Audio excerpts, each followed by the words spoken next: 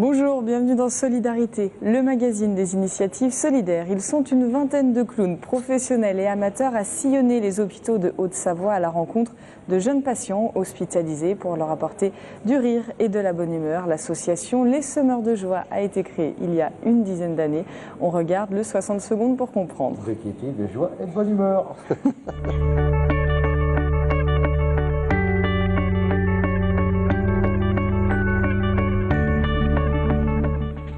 Créée en 2005 par le clown Kinou, l'association Les Semeurs de Joie offre aux enfants hospitalisés et à leurs familles de la joie, du rire, de l'évasion et du rêve. Car les Semeurs de Joie interviennent dans les services pédiatriques des 5 hôpitaux de Haute-Savoie. Agrémentés par ces hôpitaux, clowns professionnels, infirmiers, médecins, artisans, enseignants, les 18 clowns de l'association, tous bénévoles, interviennent chaque semaine dans les services.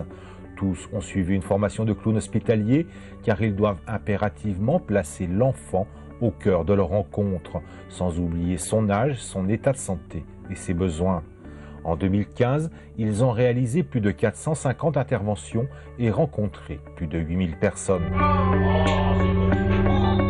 Je suis avec Bernard Dufour, président de l'association Les Semeurs de Joie. Bonjour. Bonjour. Alors ça fait 10 ans que vous, clown hospitalier, vous allez à la rencontre des jeunes patients partout en Haute-Savoie. Comment c'est né cette belle histoire? Alors cette belle histoire, elle est née avec le clown Kinou, qui est un clown professionnel et qui s'est arrêté un jour devant l'hôpital d'Ambilly, d'ailleurs, à Annemasse, et qui s'est dit, je vais aller voir les enfants. Voilà, en sachant que les hôpitaux, ils n'ont pas de budget, donc c'était du bénévolat, c'était un coup de cœur. Et il a commencé comme ça, et puis après il y a eu 2, 3, 4, 5 clowns. Après ils sont partis sur Thonon, et puis petit à petit, voilà, on a fait tout le département. Donc on intervient sur l'hôpital de Thonon, de Salanches, Le Châle, Annemasse, Saint-Julien et Annecy. Le clown a sa place à l'hôpital. Tout à fait, le clown a sa place à l'hôpital, car l'objectif du clown hospitalier, c'est d'apporter à l'enfant, à sa famille aussi, bien entendu, mais également au personnel hospitalier, un moment de rêve, d'évasion, de rire et de joie. C'est d'ailleurs pour ça qu'on s'appelle les Semeurs de Joie. Semeurs de Joie. C'est facile de passer la porte? Alors c'est toujours un grand moment, hein, c'est toujours l'aventure parce que on fait de chambre en chambre, hein, on ne réunit pas les enfants pour un spectacle, d'ailleurs on ne fait pas du spectacle, on pourra en parler après. Donc c'est toc toc, on ouvre et là il y a un univers nouveau qui va apparaître. Un enfant qui va être petit, qui va être grand, hein, ça va jusqu'à 18 ans. Des parents, pas de parents, un grand-père, une grand-mère, des douleurs, des larmes, de la joie. Donc chaque fois on arrive, et hop, et c'est une nouvelle aventure, il n'y a pas de scénario fixe. Hein. Donc chaque fois c'est l'improvisation qui va déterminer, mais on est équipé, on est aussi magicien, musicien, marionnettiste, chanteur, il y en a même qui jouent de l'harmonica.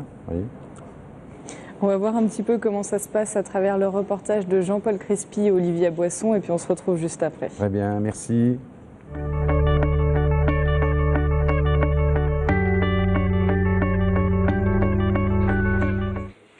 À l'hôpital, les enfants les connaissent sous le nom de Sécotine, Boule et Nardo. Sur la pointe de leurs souliers multicolores, tout sourire avec leur nez rouge, ils entrent dans les chambres, tendent l'oreille, observent avec tendresse les enfants qui les attendent. Pour ces enfants, ils tricotent du sur-mesure en allant dans les chambres pour privilégier les rencontres individuelles. Et ils apportent l'extraordinaire, le merveilleux. Ils créent de véritables bulles de bonheur. Le passage plus difficile, c'est toc-toc. On ouvre la porte. Et une fois qu'on est dans cet univers-là, le pari est gagné dès qu'on a un sourire. Ça y est, on est accepté. Et puis là, on peut dérouler voilà, nos outils, comme le dit notre président, de la magie, de la jonglerie, puis des fois rien, simplement un dialogue, un contact. Avec les adolescents, des fois c'est que du contact, on discute. C'est un bol d'air, ils sont dans le rire, voilà, et c'est vrai qu'ils s'adaptent vraiment à tous les enfants, que ce soit les plus jeunes, même les adolescents. C'est vraiment une parenthèse aux soins habituels, et c'est vrai que quand les clowns arrivent, c'est vraiment un moment à part pour eux. Avant de gonfler leur ballon, ils se mettent au rythme des enfants. En faisant appel à l'émotion, ils arrivent à susciter des réactions et des conversations. Car être clown à l'hôpital, c'est être capable de créer des moments de bonheur dans un univers marqué par la gravité et la technique. Quand on entend le toc-toc et qu'on voit des clowns qui apparaissent, c'est pas ce qu'on attendait, donc c'est une belle surprise. On voit que les enfants sont aussi surpris, que justement ça rompt la monotonie de certains moments et que ça permet d'associer le lieu à quelque chose de super agréable. Donc c'est extra. C'est super, ouais. Mais nous, on n'a pas ça. Ça les occupe bien et je trouve que ça ponctue un peu leur journée. Ils ont des petits rythmes. Il y a aussi une éducatrice qui leur apporte des jeux. Alors on a trouvé ça très bien. Être clown à l'hôpital, c'est savoir déceler une fatigue, un découragement, savoir quitter une chambre. Le rôle n'est pas de tenter de guérir par le jeu ou le rire, mais juste de rendre la vie plus belle et plus joyeuse. Alors on vient de le voir dans le reportage, vous allez à la rencontre des jeunes patients. Un clown hospitalier, ce n'est pas un clown comme les autres, qu'on comprenne bien. Tout à fait. Donc le clown traditionnel qu'on connaît tous, qui a bercé notre enfance, hein, c'est un cousin à nous, donc on s'appuie également sur ce qu'il a pu faire, mais le clown hospitalier, c'est une démarche totalement différente, au sens où notre objectif, c'est de créer un lien, créer une relation avec l'enfant. Donc on n'est pas en spectacle, on intervient et on va essayer de monter une histoire dans laquelle on va le plus possible intégrer l'enfant, sa famille, de manière à ce qu'il soit protagoniste de l'histoire et pas passif dans l'aventure. Nardo, c'est votre nom de clown? Mon nom de clown. C'est quoi sa spécialité? Alors bon, moi j'ai fait beaucoup de théâtre, hein, donc voilà, mais j'ai appris aussi la magie, j'ai appris le modelage de ballons, donc voilà, on est tous équipés avec du matériel qu'on appelle des outils. Pour nous, on a notre trousse à outils avec tout ça. Et cette trousse à outils, après, c'est pas une fin en soi, c'est un outil et on va le mettre en jeu. On va le mettre en jeu de manière à pouvoir créer une histoire, voilà. Pas rester simplement sur une technique, mais la mettre en jeu. Et le troisième niveau, c'est bien sûr créer le lien, être en relation avec l'enfant, sa famille et le personnel hospitalier. Le personnel hospitalier qui est soumis de plus en plus à des pressions quand même administratives, hein. Et donc ils font un superbe boulot et on fait très attention de ne pas nous être les gentils, clowns, puis eux les méchants avec les piqûres. Donc chaque fois on intègre, puis ils nous le rendent bien, ils sont magnifiques, on intègre également l'équipe soignante avec nous dans nos jeux et ils sont ravis, quoi. Vraiment on a des super relations avec l'équipe de l'hôpital. Qu'est-ce que vous apportez de plus dans ce service que l'hôpital, que les soignants ne peuvent pas apporter? Alors on apporte une part de rêve, d'imaginaire. Donc on sort du contexte hospitalier, on amène une bulle de rêve. Voilà, qui va... Et c'est les retours des parents hein, qui nous disent beaucoup, mais merci, c'est un grand moment. Soulagé, c'est voilà. Ben, vous savez, quand vous êtes à l'hôpital, vous avez un enfant, vous avez quand même des tensions, vous êtes là, c'est quand même, on rigole pas quand même. Hein. On dit aussi aux gens qu'à l'hôpital, on soigne les gens, hein, on ne les fait pas mourir. C'est vrai que les gens ont tous peur de l'hôpital, on les comprend aussi, mais on soigne les gens à l'hôpital. Donc nous, on amène cette bulle de rêve, donc on va décaler, on n'est pas à l'hôpital, nous on va être dans un avion, on va être dans un aéroport, voilà. On va toujours essayer de décaler pour les sortir du contexte et les embarquer avec nous. Alors vous ne faites pas n'importe quoi, c'est-à-dire qu'il y a la déontologie du clown hospitalier, ça consiste en quoi? Ben, disons déjà beaucoup sur le respect, hein, le respect des coutumes, des gens, des religions, l'écoute, on est beaucoup dans l'écoute des gens, hein, donc on n'est pas là, hein, on écoute leurs besoins, etc. On analyse, chaque fois une situation est différente. La bienveillance est un mot-clé aussi, on est bienveillant, on n'est pas là pour donner des leçons, on n'est pas là pour soigner, non, on est là toujours à valoriser les gens.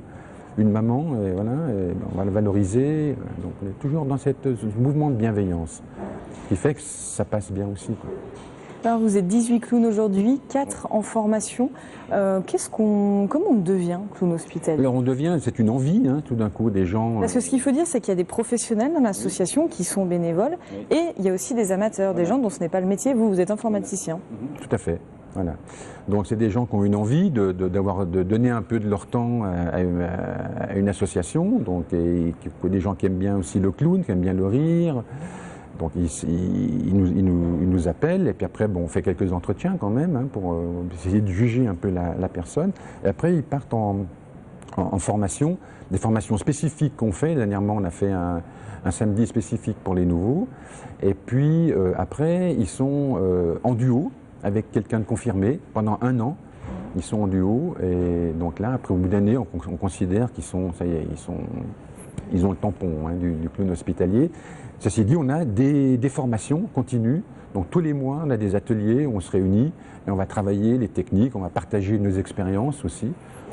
Qu'est-ce qu'il faut pour être un bon clown hospitalier? Je dirais qu'il faut beaucoup d'humilité, de respect, d'écoute, voilà, d'écoute, d'envie de partager avec les gens. Est-ce que vous en cherchez des clowns hospitaliers? Alors oui, c'est par période. Là, sur Thonon, maintenant on a 3 personnes nouvelles sur Thonon. Sur Annemasse, on aurait besoin éventuellement de quelques nouveaux. Sur Annecy, ça va bien. Sur Sallanches aussi, on aurait quelques besoins. Il y a quelqu'un de nouveau qui va aussi sur Sallanches prochainement. Voilà, autrement, normalement, on arrive à boucler en sachant qu'on est les seuls clowns hospitaliers agréés par les hôpitaux de Haute-Savoie. Donc il n'y a que les semeurs de joie qui interviennent en service pédiatrique sur Haute-Savoie. Merci beaucoup. Merci à vous. Puis on va se quitter avec les mots d'une de vos collègues, Sécotine, qui vous accompagne en tant que clown amateur dans l'association. Elle est infirmière à la ville. On écoute son témoignage.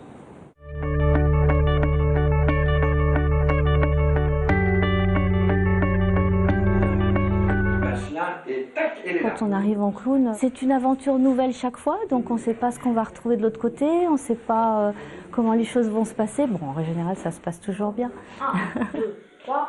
Amener de la joie aux enfants, c'est quelque chose de fabuleux. Et nous, notre salaire, c'est le sourire d'un enfant. Et quand on l'obtient, c'est que du bonheur. Et puis, c'est cette bienveillance aussi, qu'on peut aussi apporter aux enfants et les valoriser aussi.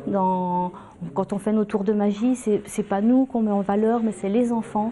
Et ça, je pense que dans le monde actuel, c'est important de valoriser les gens et d'avoir de la bienveillance. Ça, c'est un côté que j'ai mieux compris et mieux appris dans l'association. La valorisation et la bienveillance, c'est 2 mots qui, je pense, sont importants.